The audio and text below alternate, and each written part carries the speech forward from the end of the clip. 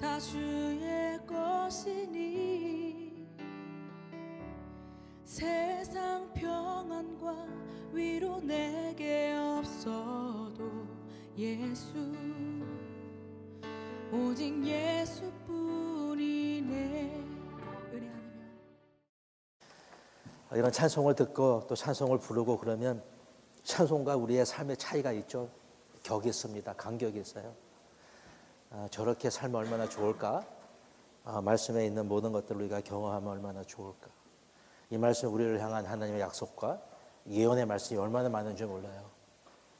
그 말씀이 우리 안에서 이루어지고 되어진다면 우리의 삶은 결코 같을 수가 없고요. 변하지 않을 수가 없습니다. 하나님께서 복을 내리시고 만물을 축복하시는 그 방법, 그 프로그램은 늘 똑같았습니다. 한 사람을 택하셔서 그를 축복하시고요.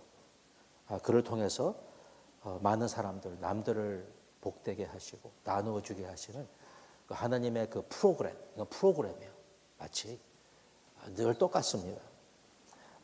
아브라함을 택하시고 그로 하여금 복을 받게 하고 복을 받을 만한 사람으로 변화시켜 주시고 그래서 그 복을 가지고 나누게 하시는 그로 하여금 열방에게 복을 줄 수 있는 그런 멋있는 찬란한 사람으로 만드시는 그 하나님의 뜻은 옛날이나 지금이나 똑같다라는 거예요.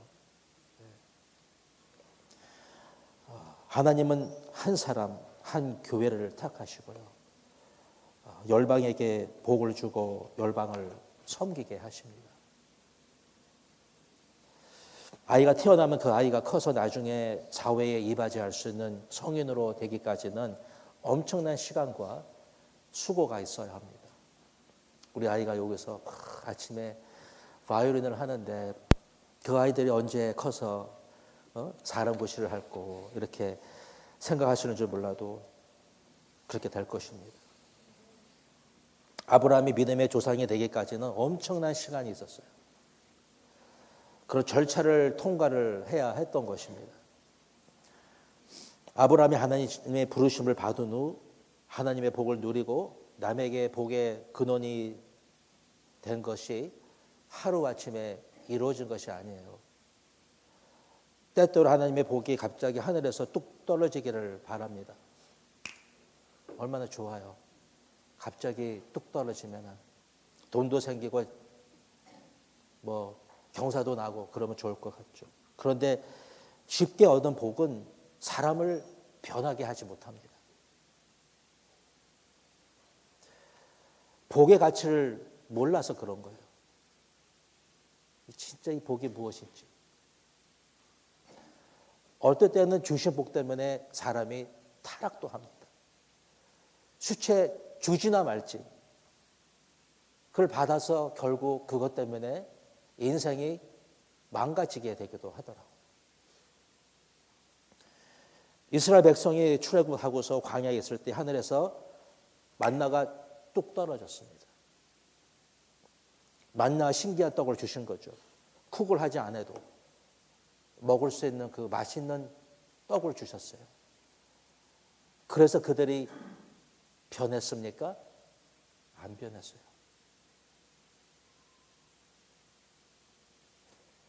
바위에서 물을 나오게 하고 메추라기를 보내셨는데 그들이 안 변했어요. 복을 받는 것과 복을 받을 만한 사람이 되는 것과 복의 근원이 되는 것은요 달라요.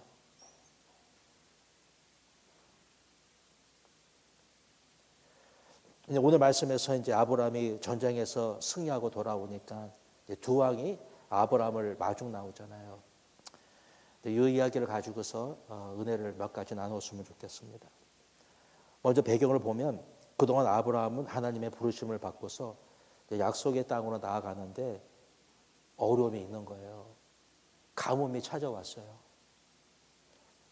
가뭄이 없으면 얼마나 좋아요. 근데 가뭄이 찾아왔습니다. 그래서 애굽 밑에까지 내려갔다가 다시 돌아오기도 하고 돌아다니는데 아마 가축을 좀 잘 키우는 그런 사람들이었던 것 같아요. 일도 열심히 하고 성실했던 아브라함과 아브라함 무리들은 가면 갈수록 소유가 느는 거예요.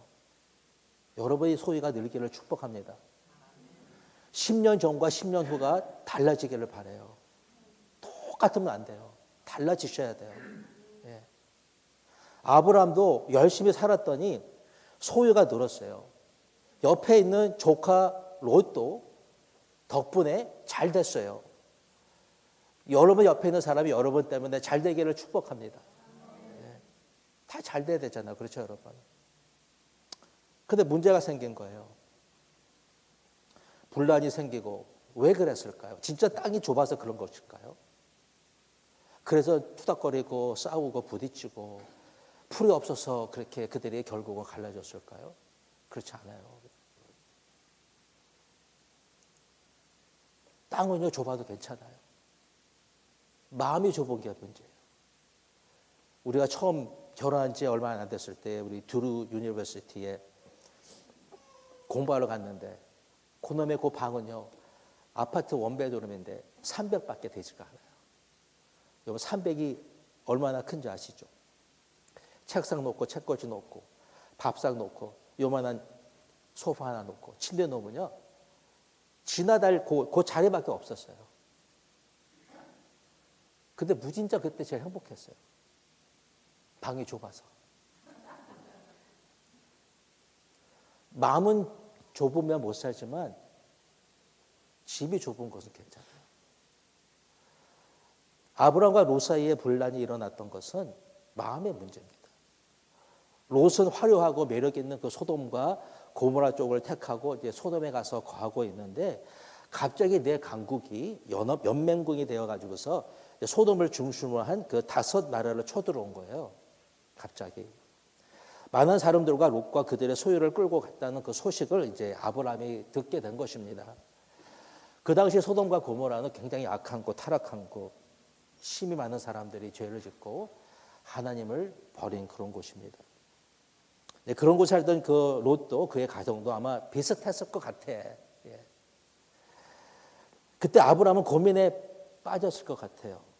먼저 지금 어디에 갔는지도 모르는데 추적해 간다고 해서 롯을 구출할 수 있을까? 가더라도 이미 죽었는지도 모르는데 괜히 갔다가 자신들만 개죽음을 당하면 어떻게 할까라는 그런 생각을 하면서 아마 망설였을지도 모릅니다.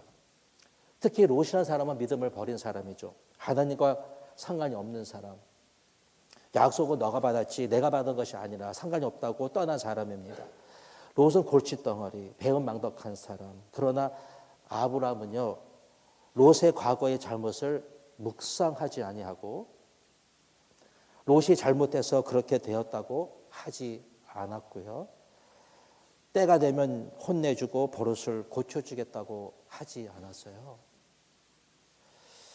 사람은요, 여러분 혼내준다고 변하는 게 아니더라고요. 그러나 대신 용서해주고 사랑해주고 주고 도와주고 기도해주면 변하기도 해요. 제가 얼마 전에 우리 청소년 아이들이 예배를 드리지 아니하고 저 뒷줄에 앉아가지고서 아이들이 그냥 막 얘기하고 장난치고 뭐 그거 가지고 놀고 그래요. 제가 이제 얘들아 이렇게 가서 예배 드리라고 이렇게 했더니 영 움직이질 않습니다. 참고 참다가 저도 이제 참고 참다가 야 너희들 목사님 말 안 들을래? 그렇게 얘기를 하려다가 목사가 누군데? 목사가 누구예요? 그렇게 얘기를 하려다가 그렇게 얘기하지 않냐고 너희들 빨리 안 가면 엄마 아빠에게 이른다 그랬습니다. 그랬더니 애들이요 그때 미국 아이만 딱 앉아 있고요 우리 한국 아이들은 다 움직였어요. 엄마 아빠가 무서운가 봐요. 네. 그런데 그 아이들이 변한 것은 아니에요. 그 아이들이 변하려면요 아이들하고 친해져야 돼요. 그 아이들을 좋아해 줘야 돼요. 웃어줘야 돼요. 잘했다고 얘기도 해줘야 돼요. 그 후로 저는요, 절대로 협박하지 않았어요. 공갈하지 않았어요. 혼내지 않았어요. 아이들을 변하려면 기도 엄청 해야 되고, 사랑해줘야 되고, 기다려줘야 되고, 그렇게 해주면 아이들은 때가 되면 변해요. 오늘 또 현빈이가 또 이렇게 또 왔다 갔다 하잖아. 나하고 토요일 날 기도했잖아. 너 기도했지? 예배대로 들으러 가야지. 들어갔어요. 아브라함은 진정으로 가슴을 아파했을 것 같아요. 그렇죠, 여러분? 예. 조카예요. 아무리 못돼도요. 조카. 도와주기로 결정하고 현장에서 이 흔들리는 믿음을 붙들려고 안간힘을 다했다라는 것입니다. 여러분, 믿음 때문에 몸을 좀 비틀어야 돼요. 안 믿어지고 믿음대로 안 되고 아는데 못하는 거 있죠. 이것 때문에 몸을 비틀어야 돼요. 가슴을 치면서 부르짖기도 해야 되고요. 참된 믿음이 나에게 들어오면 가만히 있지 않고 나를 움직이게 하고 불가능한데도 불구하고 나의 최선을 다하게 해요. 믿음은 참 이상해요. 아브라함은 장군도 아니고 장사도 아니잖아요. 나이 75살에 지금까지 한 번도 전쟁을 해본 적이 없습니다. 경험 빵이에요. 지금 동네 깡패하고 지금 싸우러 가는 것이 아니잖아요. 거대한 연합군과 싸우러 가는데 상대가 되지 아니하는데 저는 그동안 이런 아브라함 같은 사람을 봤어요. 무식한 사람. 바보면 용감하다고. 계상사로는 불가능하고 엄두도 낼 수 없는 일인데 뛰어드는 사람을 봤습니다. 우리 교회가 그랬어요. 제가 그랬어요. 여러분들이 그랬어요. 많은 사람들이 그랬어요. 어디라고 함부로 갑니까? 어떨 때는 내 실력으로, 내 경험으로, 내 재정으로 할 수 있을까라고 생각할 수가 있어요. 할 수 없습니다. 하면 안 돼요. 망해요, 여러분. 아브라함도 그랬을 것입니다. 내가 할 수 있을까? 몸부림 쳤을 것 같아요. 믿음이라는 것은 여러분 그냥 생기는 게 아니에요. 교회에 무작정 많이 다녔다고 생기는 것도 아니고요. 골방에서 기도를 열심히 해도 믿음이라는 것은 삶의 터전에서 만들어지는 거예요. 찬양 많이 했다고, 기도 많이 했다고, 말씀 많이 받다고 도움은 되겠지만 결국 삶의 터전에서 만들어지는 것이 믿음입니다. 믿음은 크든지 작든지 간에 누구든지 다 있습니다. 다만 삶의 현장에서 나타나느냐 나타나지 않느냐예요. 행함이 없는 믿음은 죽은 것이라고. 하나님의 말씀이면 하나님의 뜻이면 행하려고 몸부림을 쳐야 되는 거예요. 아브라함은 318명을 가지고 과도한 시도를 합니다. 정신이 나간 것이죠. 아니면 그냥 무식한 것입니까? 보통 사람은 한다고 생각해도 계산을 하죠. 그럼 나에게는 318명이 있어. 저들에게는 엄청난 군사가 있잖아. 우리도 자신의 지식과 경험과 상식을 사용하면서 계산하다가 포기하기도 합니다. 만약에 모세가요, 여러분, 이 성에 빠졌다라면 홍해를 건너가지 못했죠. 그렇죠, 여러분. 왜 이스라엘 백성이 광야에서 40년을 보냈냐면 계산해서 못 들어간 거예요. 거기에 그 사람들의 숫자가 몇이고 그들의 크기가 얼마인지 그것을 계산하다가 저들과 싸우면 이기지 못할 거라고 생각하고 하나님 말씀에 거역했기 때문에 못 들어간 거예요. 40년을 방황한 거예요. 여러분이 만약에 방황한다면 어쩌면 불순종했기 때문에, 계산했기 때문에 못 들어간 거예요. 여러분 계산하십시오. 계산하셔야 돼요. 그러나 계산에게 결정권을 드리면 안 돼요. 계산은 계산이에요. 숫자예요. 숫자에게 순복하지 마십시오. 숫자 때문에 우왕좌왕하지 말라는 거예요. 그에게 주권을 주지 말라는 것입니다. 중요한 것은 이것이 하나님의 뜻인가 아닌가가 중요한 것이고요. 내가 믿음의 선택을 해야 되느냐 안 해야 되느냐, 이것이 중요한 것이지, 할 수 있다 없다, 자본이 있다 없다, 죽을 수 있다 없다는 그 다음 문제라는 것입니다. 계산에는 두 종류가 있다고 그러잖아요. 하나는 눈에 보이는 계산하고 또 하나는 눈에 보이지 않는 계산이 있습니다. 육의 눈은 한계가 있잖아요. 보아도 뭘 보는지 모를 때가 있어요. 보는데 다 못 봐요. 보면서도 못 보는 거예요. 지갑이 앞에 있는데 지갑을 보지 못하는 거예요. 항상 물어봐, 지갑이 어딨냐고. 봤어요. 근데 보이지 않은 거예요.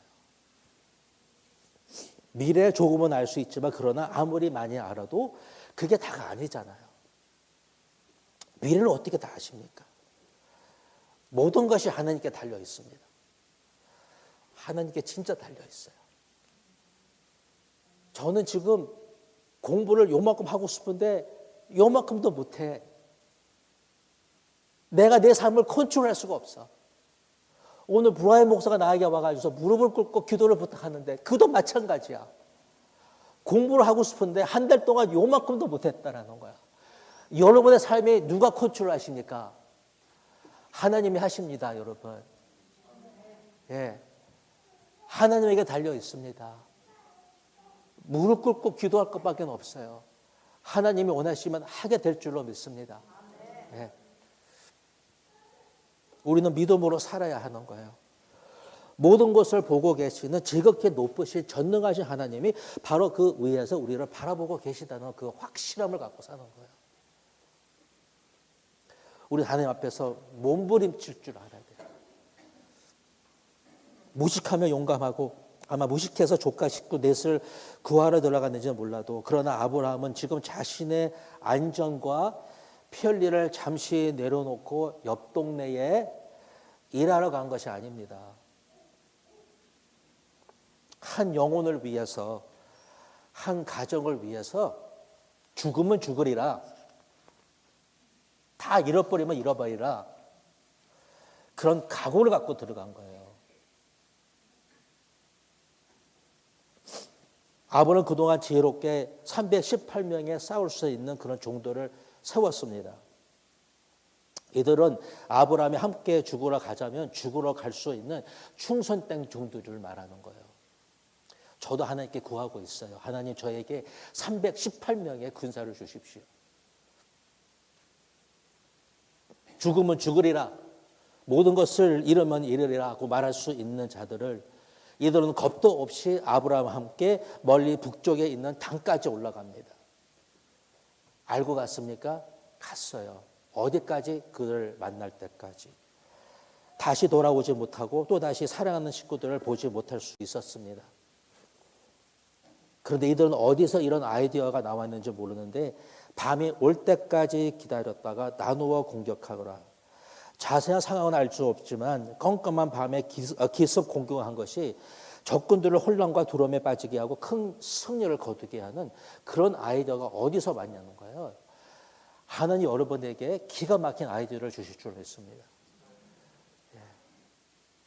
다만 우리는 죽으면 죽으리라, 잃어버리면 잃어버리라 각오하셔야 돼요.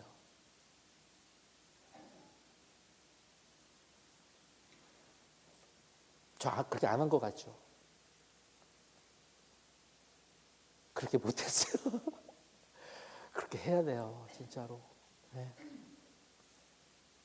그래서 이제 빼앗겼던 재물과 포로들을 되찾아 돌아오는 길에 이제 이 두 왕의 아브라함을 영접하는 거예요. 먼저 살렘 왕이 나오잖아요. 이 사람은 전쟁에 참여한 자도 아니고 아브라함을 아는 자도 아닌데 멜기세덱, 예루살렘의 왕, 지극히 높으신 하나님의 제사장, 하나님이 보내주신 거예요.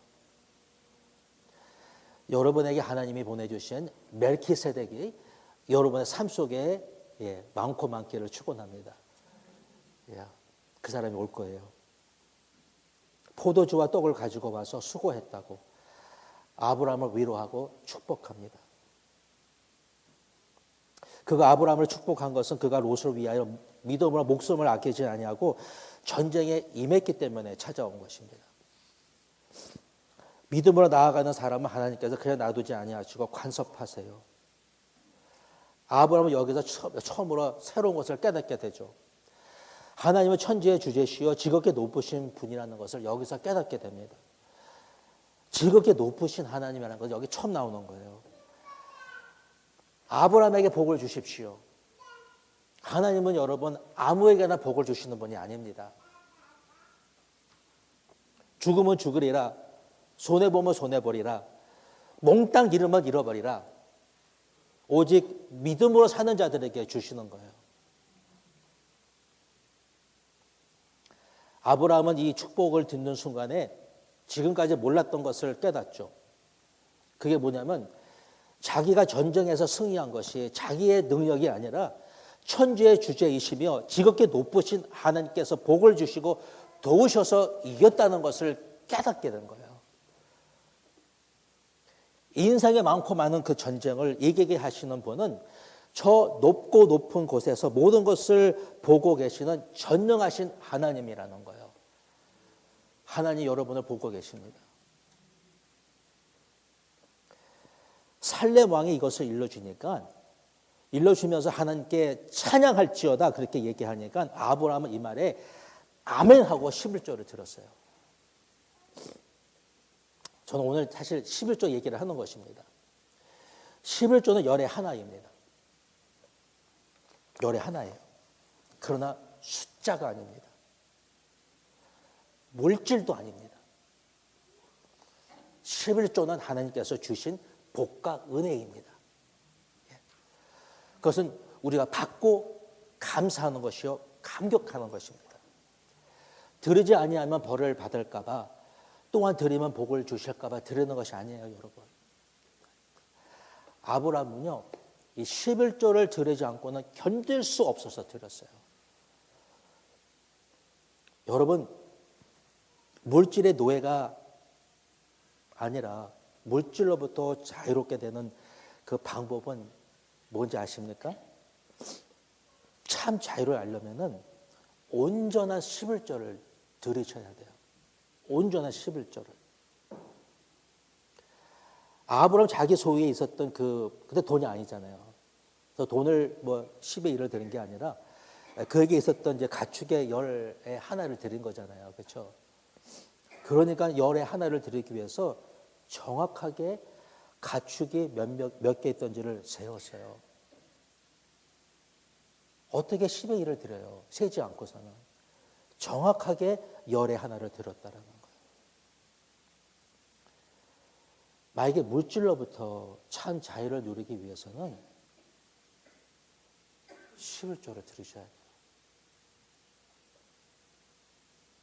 아멘? 진짜예요, 여러분.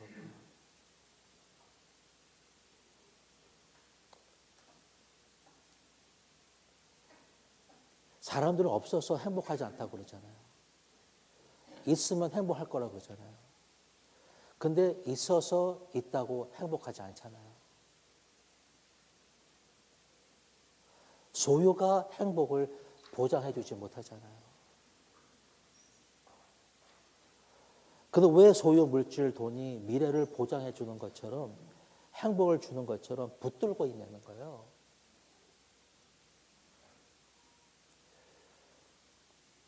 여러분 붙드세요. 가지세요. 잡으세요. 그러나 놓으세요. 하나님의 방향으로 놓으세요.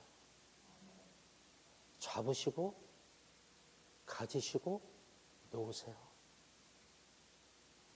이거 놓을 수 있으면 자유하신 거예요.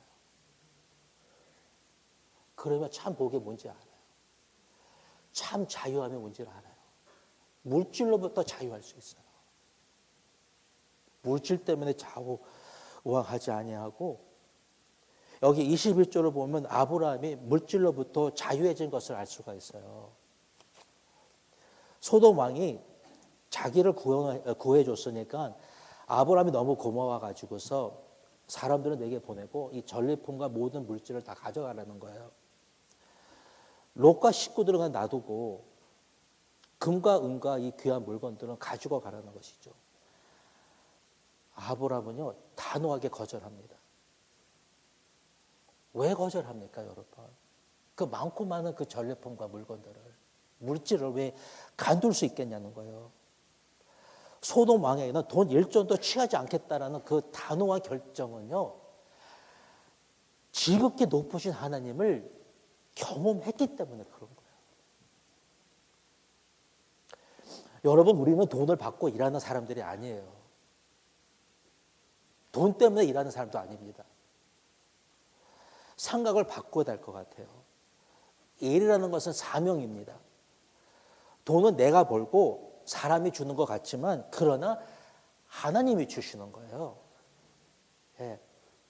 진정한 기쁨은 열심히 일해서 보수를 많이 받아서가 아니라 진정한 섬김과 헌신으로부터 오는 거예요. 우리는 월급을 받기 위해서 일하고 돈 벌려고 노동하는 것이 아닙니다. 노동이라는 것은 하나님이 우리에게 주신 축복이에요. 그렇다면 노동을 복으로 주셨다라면 물질도 복으로 주실 거예요.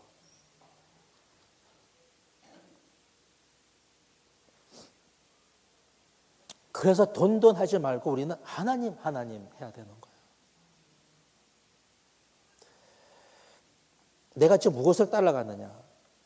저는 날마다 두 가지를 다 구합니다. 하나님 돈도 주시고 열심히 일할 수 있도록 예수님의 사랑과 하나님의 말씀과 성령의 능력을 주십시오.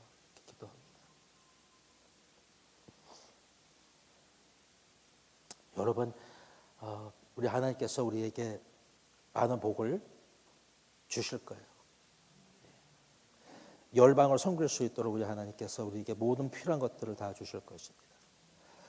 우리 하나님 모든 것을 말씀으로 창조하시고 하나님 말씀이 임하면 땅이 진동할 것이며 나라들에서 돈이 온다고 말씀하시고 금도 내 것이요 은도 내 것이라 그랬습니다. 이 안에 있는 모든 말씀은 하나님의 말씀이고 이 말씀을 믿으면 우리가 순종을 해야 되는 것입니다. 제가 이제 두 가지를 부탁드리고 싶어요. 한 가지는 여러분의 인생에 여러분이 찾아 나서야 하는 삶, 바로 그 롯이 누구인가를 한번 여러분이 생각해 보셨으면 좋을 것 같아요. 여러분이 찾아 나서야 하는 그 롯은 누구인가? 죄에 빠져 사탄 마귀에 잡혀 간 그 롯과 롯의 식구는 누구인가? 이것을 물어봤으면 좋겠습니다.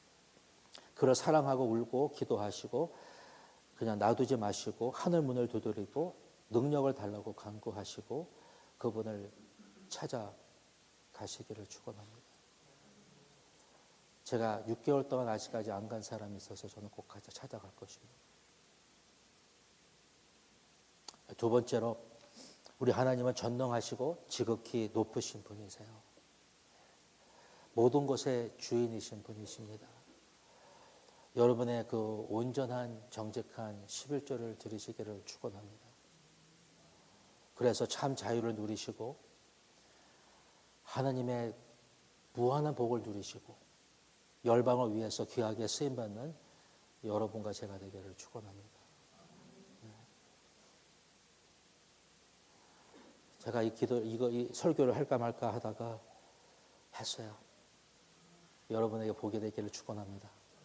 기도하겠습니다. 하나님, 이 시간에 우리에게 하나님의 말씀으로 늘 충만케 하시고 예수 그리스도의 사랑이 넘치고 성령의 능력으로 살아가서 하나님을 온전히 섬기는 저희들, 하나님의 말씀을 온전히 순종하고 살아가는 저희가 될 수 있도록 하나님 축복하여 주옵소서. 감사드리고 예수 그리스도의 이름으로 기도합니다. 아멘. 이곳에 생명샘 솟아나 눈물 골짝 지나갈 때에